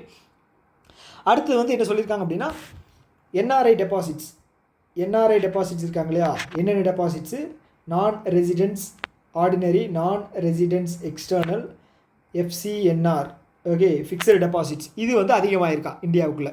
ஓகே, நம்ம ஆல்ரெடி பார்த்தோம் 11 வருஷத்துக்கு இல்லாத அளவுக்கு இந்த என்ஆர்ஐ டெபாசிட்ஸ் வந்து அதிகமாகிருக்கு அப்படிங்கிறத நம்ம முன்னாடி படித்தோம், ஞாபகம் இருக்கா? ஓகே, அடுத்தது வந்து பார்த்திங்க அப்படின்னா மே 30 கணக்குப்படி ஃபாரின் எக்ஸ்சேஞ்ச் ரிசர்வ்ஸ், ஓகே, அது வந்து 691.5 பில்லியன் இருக்குது நம்மக்கிட்ட. ஓகே, ஸோ இப்போ இந்த 600 ஃபஸ்ட்டு இது நான் ஃபாரின் ரிசர்வ் அப்படிங்கிறது என்ன சொல்லல. இப்போ நான் ஆல்ரெடி சொன்னேன் இல்லையா, நம்ம வந்து கரண்ட் அக்கௌண்ட்டில் இப்போ வந்து நம்ம ட்ரேடு பண்ணுறோம், வெளிநாட்டில் வந்து ட்ரேடு பண்ணுறோம் அப்படின்னு வச்சுங்களேன், ஒரு பொருள் இறக்குமதி பண்ணுறோம். ஸோ அதுக்கு வந்து பார்த்திங்க அப்படின்னா நம்ம பணம் அப்படிங்கிறது தரணும். கரெக்டாக, இன்டர்நேஷ்னல் ட்ரேட் அப்படிங்கிறது வந்து நம்ம டாலரில் தான் வந்து நம்ம வந்து இப்போ ட்ரான்சாக்ஷன் பண்ணிகிட்ருக்கோம், கொஞ்சம் ருப்பியில் வந்து பண்ணிகிட்ருக்கோம். ரஷ்யா மாதிரி, ஸ்ரீலங்கா அந்த மாதிரி கொஞ்சம் நாடுகள்கிட்ட வந்து நம்ம வந்து ருப்பியில் பண்ணிக்கிட்டு இருக்கோம். ஆனால் மேக்ஸிமம் வந்து நமக்கு டாலர்லாம் பண்ணிக்கிட்டு இருக்கோம். அப்போ நம்ம பணத்தை வந்து ஓகேங்களா, பொருளை வாங்குகிறோம் அப்படின்னா பணத்தை வந்து அப்போவே தந்தாகணும். ஓகேங்களா, ஸோ அந்த பணம் வந்து டாலராக இருக்கணும். டாலராக இருக்கிற பட்சத்தில் நம்மக்கிட்ட டாலர் கையிருப்பு வந்து கம்பல்சரி வச்சாகணும். ஓகே, இந்தியாவிடம் இருக்கும் டாலரின் கையிருப்பு அப்படின்னு சொல்லி நம்ம வந்து நியூஸில் வந்து பார்த்துருப்போம். ஓகேங்களா, அதுதான் வந்து இந்த இது என்னது ஃபாரின் எக்ஸ்சேஞ்ச் ரிசர்வ். ஓகே, இது வந்து கிட்டத்தட்ட ஒரு 6 கரன்சியில் வந்து வச்சுக்கலாம். எது டாலரில் ரென்மின்பி, அப்புறம் வந்து யுவானு, அப்புறம் வேறு என்ன இருக்குது, ருபெல், அப்புறம் பவுண்ட் ஸ்டெர்லிங், யூரோ. ஸோ இந்த மாதிரி 6 கரன்சியில் 6 to 7 கரன்சியில் வந்து நம்ம ரிசர்வாக வச்சுக்கலாம். ஓகே, ஸோ அதுதான் வந்து பார்த்திங்க அப்படின்னா 691.5 பில்லியன்.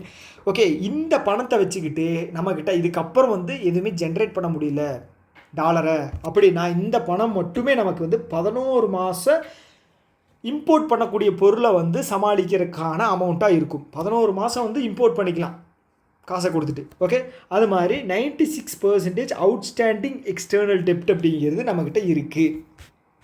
ஓகே அவ்வளோதான். அடுத்தது overall India's external sector remain resilient, நல்லா இருக்குது, with improved vulnerability indicators and adequate financing confidence. Okay, அவ்வளோதான். ஓகேங்களா, ஸோ எக்ஸ்டர்னல் செக்டாரை பொறுத்தளவுக்கு நல்லாவே இருக்குது. ஓகேங்களா. ஸோ நான் ஆல்ரெடி சொன்ன மாதிரி உங்களுக்கு வந்து பிடிஎஃபாக தரும்போது நான் முக்கியமான பாயிண்ட்டை மட்டும் நான் உங்களுக்கு ஹைலைட் பண்ணி சொல்லிடுவேன். ஓகே, இந்த கிளாஸோட சம்மரி மட்டும் பார்த்துடலாம். ஓகே, ஸோ எது நீங்கள் ஞாபகம் வச்சுக்கணும் அப்படிங்கிறத நான் மட்டும் ஜஸ்ட்டு உங்களுக்கான வந்து என்ன சொல்கிறது ஒரு ஒரு 5 to 6 மினிட்ஸில் வந்து நான் சொல்லிடுறேன். ஓகே, ஸோ 55வது மீட்டிங் நடந்துச்சு, அது ஞாபகம் வச்சுக்கோங்க. அடுத்தது வந்து பார்த்தீங்க அப்படின்னா ரெப்போ ரேட்டு 50% வந்து கம்மி பண்ணி 5.5% இருக்குது, ஞாபகம் வச்சுங்க. ஸ்டாச்சுட்டரி லிக்விடிட்டி ரேஷியோ ஞாபகம் வச்சுங்க. அடுத்தது எம்எஸ்எஃப்பும் பேங்க் ரேட்டும் ஞாபகம் வச்சுங்க. அதுக்கப்புறம் வந்து பார்த்தீங்க அப்படின்னா இன்ஃப்ளேஷன் ரேட்டு தேவையில்லை. சப்போஸ் வந்து இந்த வருஷத்து ப்ரொஜெக்ஷன் வந்து 3.7%. ஓகே, ஸோ அதே மாதிரி வந்து ஓகே இது வேண்டாம், இந்த அமௌண்ட் வந்து ஞாபகம் வச்சுங்க. டிசம்பர்லேருந்து 9.5 லட்சம் கோடி வந்து இன்ஃப்யூஸ் பண்ணியிருக்காங்க லிக்விடிட்டியாக. ஓகே, அதுக்கப்புறம் வந்து மார்ஜினல் ஸ்டாண்டிங் ஃபெசிலிட்டியோட அந்த டெய்லி ஆவரேஜ் வேல்யூ வந்து 2 லட்சம் கோடி. ஓகே, அதே மாதிரி இதோட அப்ரிவேஷன் WAC அப்படிங்கிற அப்ரிவேஷன் வந்து பார்த்து வச்சுங்க. ஓகே, அதுக்கப்புறம் வந்து வேறு என்ன, கேஷ் ரிசர்வ் ரேஷியோ வந்து ஒரு 100 பேசிஸ் பாயிண்ட் கம்மி பண்ணியிருக்காங்க. எப்போ இருந்து அப்ளிகபிள் அப்படின்னா டிசம்பர் 6லேருந்து ஸ்டார்ட் ஆகுது, நவம்பர் 29 வரைக்கும். ஓகே, 25 பாயிண்ட்டாக வந்து கம்மி பண்ண போகிறாங்க, ஞாபகம் வச்சுங்க, போதும். அடுத்தது வந்து இந்த 100 பேசிஸ் பாயிண்ட் கட் பண்ணது மூலமாக நமக்கு 2.5 லட்சம் கோடி வந்து இன்ஃப்யூஸ் பண்ணுறோம், பார்த்து வச்சுங்க. அடுத்தது வந்து டிசம்பரோட கணக்குப்படி வந்து பார்த்தீங்க அப்படின்னா நம்மளுடைய கிரெடிட் டெபாசிட் ரேஷியோ வந்து 81.84% இருக்குது. ஓகே, அவ்வளோதான். வேறு என்ன இருக்குது டேட்டா? எக்ஸ்டர்னல் செக்டாரில் வந்து என்ன இருக்குது? எக்ஸ்டர்னல் செக்டாரில் வந்து FPI foreign portfolio investment financial year 25ஓடது 1.7, ஞாபகம் வச்சுங்க. FDI வந்து பார்த்தீங்க அப்படின்னா 14% அதிகமாக இருக்குது, அவ்வளோதான். அடுத்தது வந்து இது ஃபாரின் எக்ஸ்சேஞ்ச் ரிசர்வ் இருக்கு இல்லையா, நம்மக்கிட்ட வந்து கரண்ட் அக்கௌண்ட்டில் வந்து 691 பில்லியன் வந்து நம்மக்கிட்ட கையிருப்பு இருக்குது. இது 11 மாதத்துக்கு வந்து தாக்கு பிடிக்கும். ஓகே, இது எதோட கணக்குப்படின்னு பார்த்தீங்கன்னா மே 30ஓட கணக்குப்படி. ஓகேங்களா. ஓகே, இதோட நம்ம வந்து இந்த வீடியோவை வந்து ஸ்டாப் பண்ணிக்கலாம். ஓகே, ஏன்னா உங்களுக்கு நிறைய கண்டென்ட் அப்படிங்கிறது இதில் வந்து சொல்லியிருக்கேன். ஹோப்ஃபுல்லி நான் வந்து எடுத்தது கண்டிப்பாக உங்களுக்கு புரியும்னு நான் நம்புகிறேன். ஸோ வேறு ஏதாவது இந்த வீடியோவில் வந்து சேஞ்சஸ் பண்ணணும், எக்ஸ்ப்ளனேஷனில் ஏதாவது சேஞ்ச் பண்ணணும் சொல்கிற விதத்தில் அப்படின்னு உங்களுக்கு தோணுது அப்படின்னா கீழே கமெண்ட் பாக்ஸில் சொல்லுங்கள். ஸோ இந்த செஷன் வந்து எப்படி இருந்தது அப்படின்னு மறக்காமல் கீழே வந்து கமெண்ட் பாக்ஸில் சொல்லுங்கள். ஏன்னா வந்து நான் மட்டும் வந்து ஒன் சைடாக எடுத்துக்கிட்டு இருந்தேன் அப்படின்னா எதுவும் பிரயோஜனம் இல்லை. ஓகேங்களா. உங்களுக்கு புரிஞ்சாதான் வந்து அது வந்து ஒரு என்ன சொல்கிறது எடுத்த எஃபர்ட்டுக்கு வந்து ஒரு அவுட்கமாக இருக்கும். ஸோ அதுக்காக தான் சொல்ல வந்தேன். இன்னொரு வீடியோவில் மீட் பண்ணலாம். Tata, bye bye.